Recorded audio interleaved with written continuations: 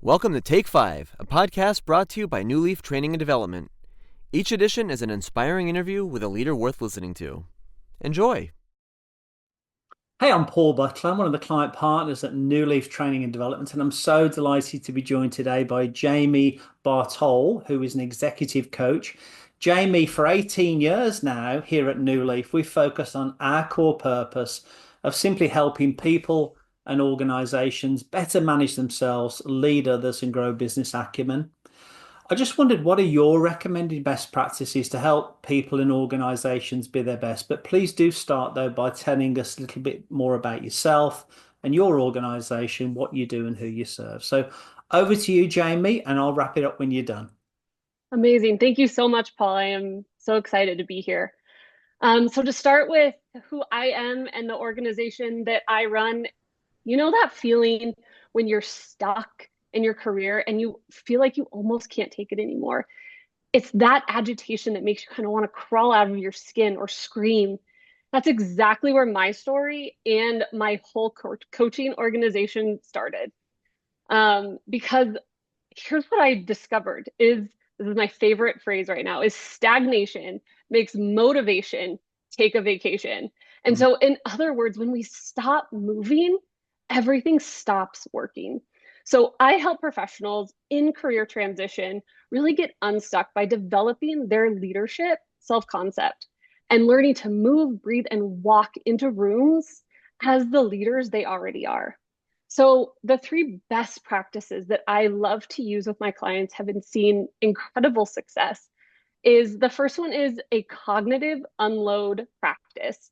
And so what that means is it's like clearing your phone cache. It's like deleting all those apps so that your phone runs faster.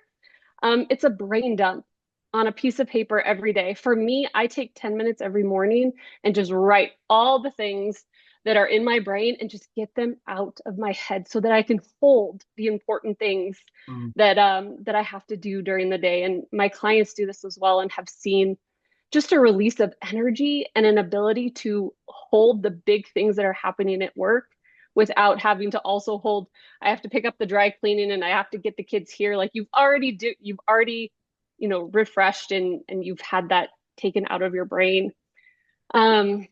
The second one is called topic prep.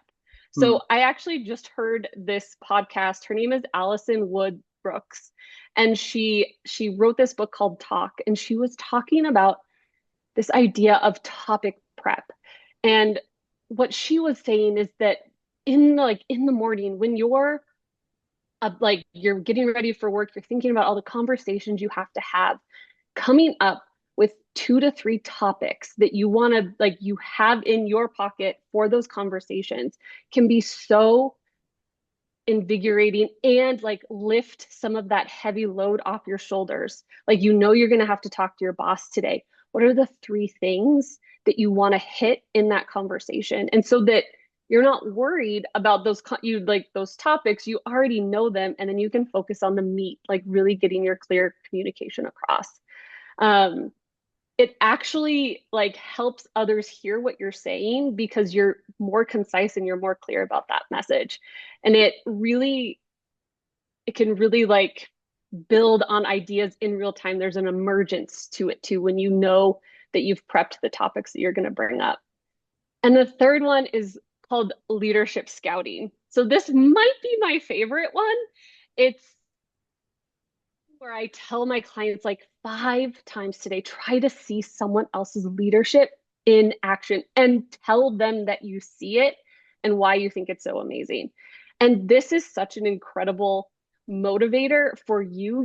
You're paying attention. You're really looking for who people, how they're stepping up and calling it out. And when you look for growth opportunities in others, you also start to see them for yourself. You're like, oh my gosh, that was so good. I can do that too. And it really creates this upward spiral of permission to lead and really bringing that brilliance that everyone has inside of them to the surface. And how good does it feel when someone notices something that you did and they raise your hand and call you out? It's such an amazing feeling. So the whole org can rise together when you do this leadership scouting on a daily basis, 1 to 2 times. It doesn't have to be a lot. So those are my 3 principles and practices that I love to give my clients and that I wanted to share with you, because when we create space for people to show up at their best, our leadership and the organization rise together. Jamie, I really love that clear progression of those 3, and they really do make a lot of sense. And I know from your background, I think what differentiates you as an executive coach is the real world experience you've had prior to you actually having your own practice. That's really clear, really concise. If I could just give a message out to the subscribers to keep an eye on the events page for the activities that we have going on throughout the course of the year, most of which are available for free for subscribers.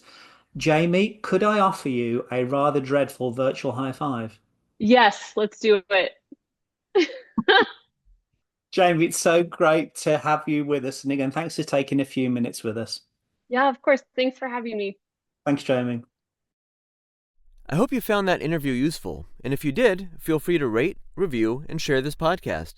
We'll be back next week with another episode, and we also invite you to check out our other weekly podcast, Going the Extra Mile, which is sure to lift your spirit and encourage you in today's working world. Bye for now.